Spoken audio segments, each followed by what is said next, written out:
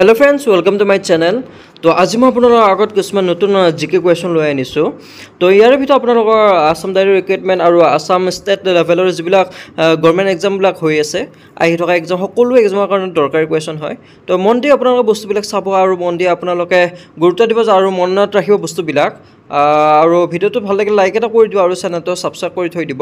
কাৰণ কি আৰু জিকে ইংলিছ ৰিজনিং বহুতখিনি আছে বাকি আৰু সকলো এটা ভিডিও কৰি আনি আছো। গতিকে আপোনালোকে চেনেলটো সাবস্ক্ৰাইব কৰি থৈ দিব। তো বলো আজি ভিডিওটো স্টাৰ্ট কৰো।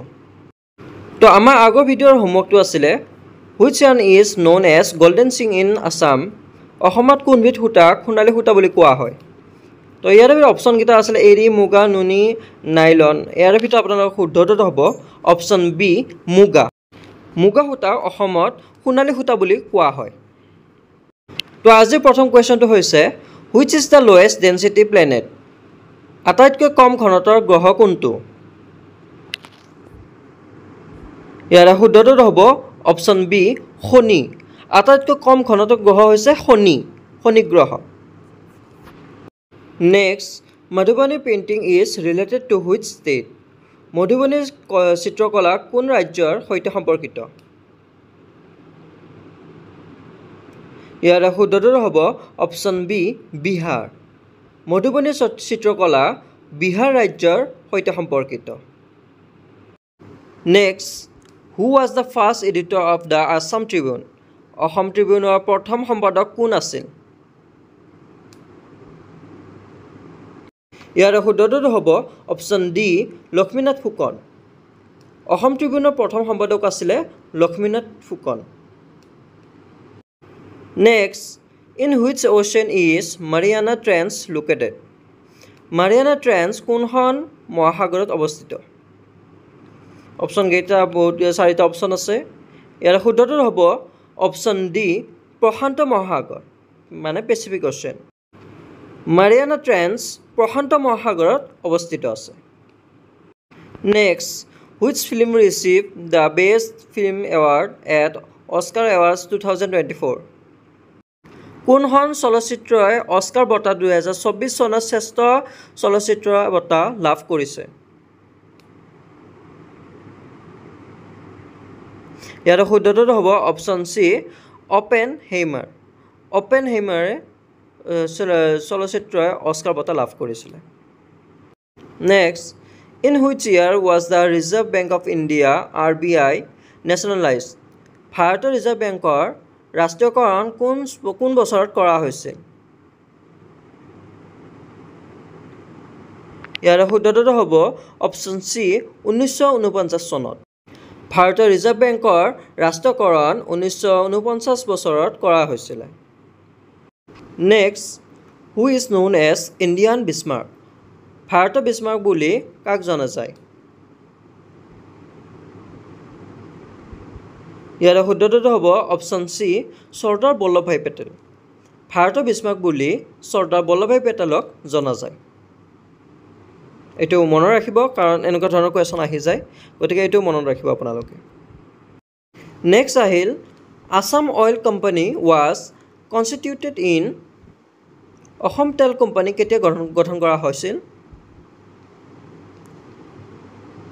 ইয়াৰ শুদ্ধটো হ'ব অপশ্যন চি 1899 চনত। অসম তেল কোম্পানী 1899 চনত গঠন কৰা হৈছিল। এইটো এটা ইম্পৰ্টেণ্ট কুৱেশ্যন হয়, মনত ৰাখিব আপোনালোকে। লগতে ইয়াৰ লগত ইণ্ডিয়ান অইল কেতিয়া হৈছিলে সেইটো মনত ৰাখিব। ইণ্ডিয়ান অইল হৈছিলে 1959 চনত। তো এইটো বস্তু মনত ৰাখিব। আছাম অইল হৈছিলে 1899 চন আৰু ইণ্ডিয়ান অইল হৈছিলে 1959 চনত। গুৰুত্বপূৰ্ণ কুৱেশ্যন হয়, মনত ৰাখিব আপোনালোকে। The Bodoland territorial council BTC was establish in the year. কেতিয়া ইষ্টাব্লিছ হৈছে সুধিছে। বড়োলেণ্ড টেৰিটৰিয়েল কাউন্সিল স্থাপন হৈছিল কেতিয়া স্থাপন হৈছিল তাকে সুধিছে। তো ইয়াৰ ভিতৰত শুদ্ধটো হ'ব অপশ্যন এ 2003। বড়োলেণ্ডৰ BTCখন কেতিয়া হৈছে ইষ্টাব্লিছ 2003 হৈছিলে। মনত ৰাখিব এইটো বস্তু। Bimbisara belong to which dynasty. Bimbisara কোন ৰাজবংশৰ আছিল। ইয়াৰ শুদ্ধটো হ'ব অপশ্যন চি হৰিয়াংকা বিম্বিসাৰ হৰিয়াংকা ৰাজবংশৰ আছিলে next question Shivasamudram waterfall is located on which river Shivasamudram জলপ্ৰপাত কোনখন নদীত অৱস্থিত ইয়াৰ শুদ্ধটো হ'ব অপশ্যন এ কাবেৰী শিৱসমুদ্ৰ জলপ্ৰপাত নদীখন কাবেৰী নদীত অৱস্থিত আছে next the Ajanta caves are located in Ajanta গুহাসমূহ ক'ত অৱস্থিত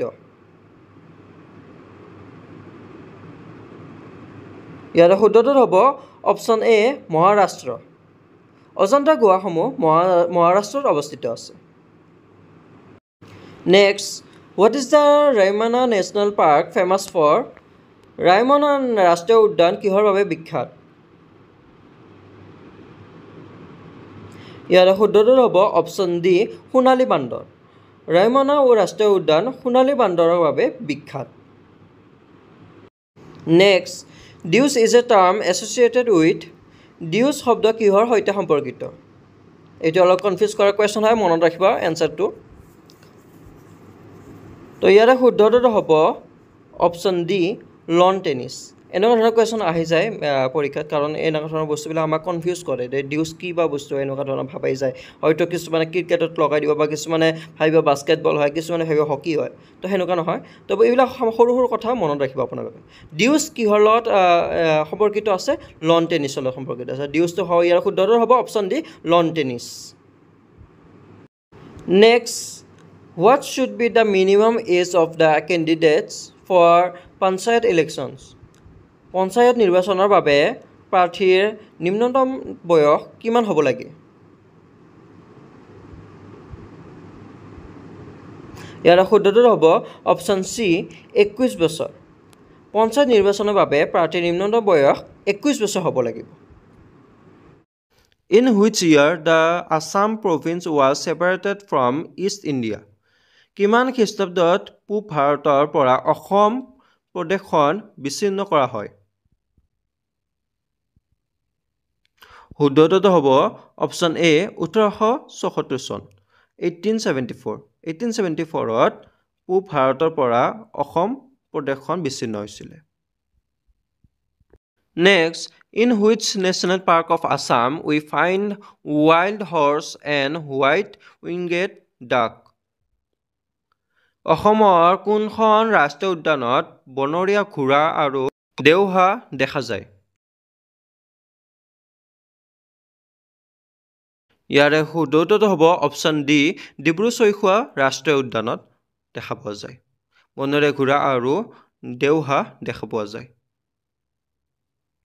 নেক্সট হুইচ ৰিভাৰ ফ্ল'জ নিয়াৰ ওৰাং নেশ্যনেল পাৰ্ক ওৰাং ৰাষ্ট্ৰীয় উদ্যানৰ ওচৰত কোনখন নদী বৈ গৈছে ইয়াৰে শুদ্ধটো হ'ব অপশ্যন বি ধনশিৰি ওৰাং ৰাষ্ট্ৰীয় উদ্যানৰ ওচৰত ধনশিৰি নদী বৈ গৈছে next the first recipient of the Assam valley literary award Assam উপত্যকা সাহিত্য বঁটা লাভ কৰা প্ৰথম কোন আছিল